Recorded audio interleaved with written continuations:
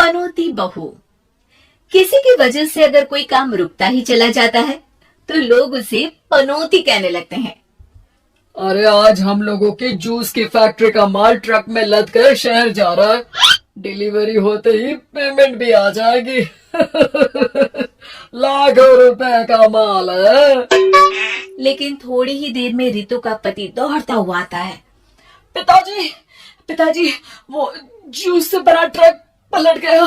सारा जूस पास की नाली में बह गया। हे भगवान, तेरी शादी के बाद ये पहली बार ऐसा हुआ है।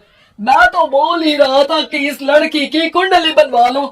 देखा, आए दिन नुकसान। बेचारी रितु पर्दे के पीछे से ससुर की बात सुन रही थी, लेकिन करती भी तो क्या, कहती भी तो क्या। अरे रितु, क्यों उदास होती हो? मुझे भरोसा है तुम ही मेरे घर की लक्ष्मी हो। अरे मेरे पैर में चोट लग गई है रितु, जरा चल डॉक्टर को दिखाते हैं। रितु सास के साथ डॉक्टर के घर जा ही रही होती है कि उसका पैर फंस जाता है और वो सास पर गिर जाती है। हाय रे, पहले से पैर टूटा था, अब ऊपर से मेरे ऊपर गिर गई। भगवान उठा ले मुझे, भगवान। कोई उठाओ तो मुझे। हाँ सासू माँ, लाइए हाथ दीजिए, यहाँ बैठिए, मैं पानी लेकर आती हूँ। अरे अब तो डॉक्टर भी चला गया होगा। अरे इस लड़की के कारण पता नहीं मैं अपने पैरों पर खड़ी भी हो पाऊंगी कि नहीं। माँ, बहुत घबराहट हो रही है। कल मेरी अपनी खुद की फैक्ट्री शुरू होने वाली है। पता नहीं कैसा रहेगा मेरे लिए बिजनेस। अरे क्यों नहीं बेटा, अच्छा होगा। इतनी लगन और मेहनत जो की है तूने, बस तेरी बीवी का मनहूस साया ना पड़े। अरे जब से आई है कुछ ना कुछ मनहूस होता ही चला जा रहा है। कैसी बात कर रही हो माँ? एक तो वो अपना घर परिवार छोड़कर हमारे लिए यहाँ आई है, और तुम हो कि। दिन बीतते हैं और एक दिन। निकल इस घर से, मैं कहती हूँ निकल। जब से यह लड़की मेरे घर की बहू बनी है, हर जगह घाटा, हर जगह नुकसान। कभी सास का पैर टूट रहा है तो कभी जूस का ट्रक ही गिर जा रहा है। अरे अब तो हद ही हो गई। मेरे बेटे का इतना भारी एक्सीडेंट कि वो कोमा में चला गया। वो तो शुक्र है कि जान बच गई। नहीं नहीं, हम ऐसी लड़की को अपने घर में रख ही नहीं सकते। अब तो रितु को भी लगने लगता है कि वो मनहूस है। वो चुपचाप घर छोड़कर निकल जाती है। चलती चलती रितु एक जंगल में झोपड़ी में पहुंच जाती है, जहाँ एक साधु तपस्या कर रहे होते हैं। आ गए बेटे, क्यों परेशान होती है? ये तो जीवन का नियम है। इंसान हमेशा नकारात्मक चीजों को ही सुनता, देखता और समझता है। किसी की अच्छाई उसे नजर ही नहीं आती। आपने मुझे बेटी कहा है तो शरण भी दे दीजिए बाबा। मैं आपका सारा काम कर दिया करूंगी, बस आपके जीवन में मेरे जैसी बेटी की वजह से कुछ बुरा ना हो। साधु आंख बंद करके मुस्कुराता है और रितु उनके घर की बेटी बन जाती है। पिताजी, भोजन तैयार है, आकर खा लीजिए। बेटा, जो भोजन तूने बनाया है उसमें सांप का जहर है, वो खाकर मैं मर सकता हूँ। नहीं नहीं पिताजी, खाना तो मैंने अपनी आंखों के सामने बनाया है, यहाँ तो कोई सांप आया ही नहीं। ठीक है, फिर ला मैं खा लेता हूँ। साधु खाना खाने जाता ही है कि खाना रितु के हाथ से गिर जाता है और वो खाना बिल्ली खा जाती है। बिल्ली उस खाने को खाते ही मर जाती है।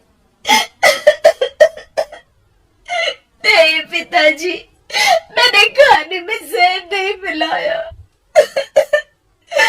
मुझे इस बात का पता नहीं पिताजी।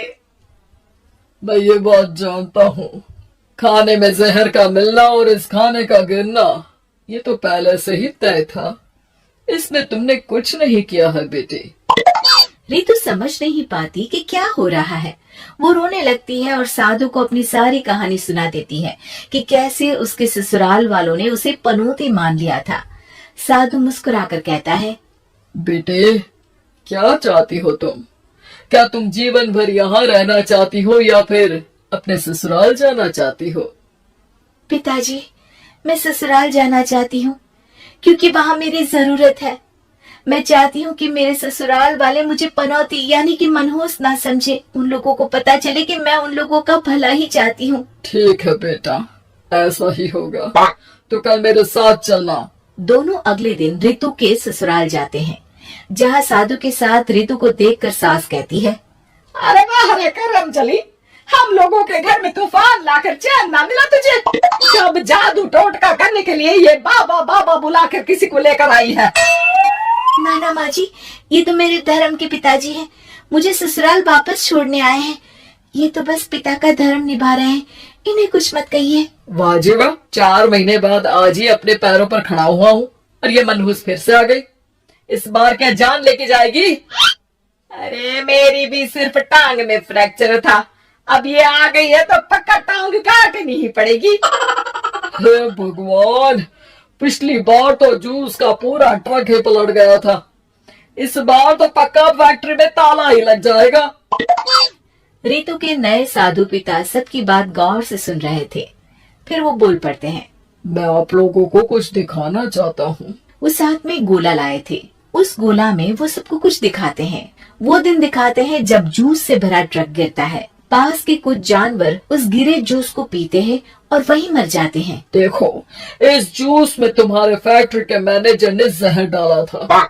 अच्छा हुआ वो ट्रक गिरा, वरना पूरा परिवार जीवन भर के लिए जेल में होता।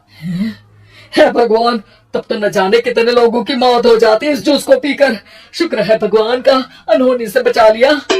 वो दिन देखते हैं जब पति का एक्सीडेंट हुआ था, लेकिन रितु के करवा चौथ के व्रत के कारण वो बच जाता है, वरना तो मृत्यु निश्चित थी। सभी रितु की तरफ देखते हैं। बाबा, मैं तो मनहूस नहीं हूँ। शुक्रिया बाबा, मेरे मन में जीवन भर का बोझ रहता कि मैं इन लोगों के दुख का कारण तो नहीं। नहीं नहीं बेटा, मनहूस तो ईश्वर किसी को नहीं बनाता। हर चीज का एक वक्त होता है और जो होना है वो तो होता ही है। मुझे माफ कर दे बहू, तू तो इस घर की लक्ष्मी है, रक्षक भी है, हम लोगों को माफ कर दे बेटा।